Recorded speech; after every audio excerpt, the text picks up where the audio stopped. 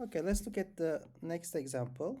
So we are given this function on this interval, and we're trying to find the maximum and minimum values. So to find them, first of all, there are no singular values, right? No singular values. Why?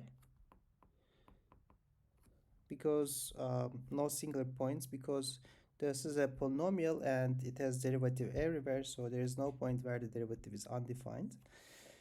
So next thing is we have to look at the derivative.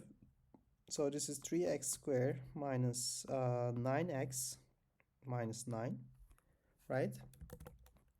So we can write this as 3x squared minus 2x minus 3, or 3 times x plus 1 times x minus 3. So if you make this equal to 0, we get 2 points, x equals minus 1 and x equals 3. These are critical points.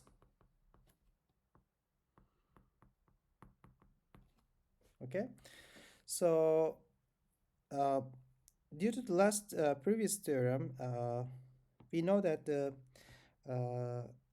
maximum and minimum values can occur at either the endpoints or the critical points or the singular points. There are no singular points, and there's only one critical point in this interval, right? So this one is not inside the domain.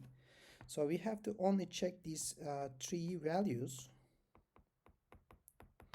So g of minus 1 is 7, and g of minus 2, we can compute this to be 0, and g of 2 is minus 20.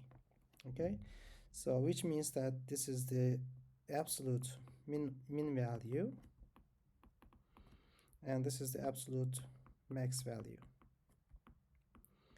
Of course, it is the absolute values inside this interval, okay?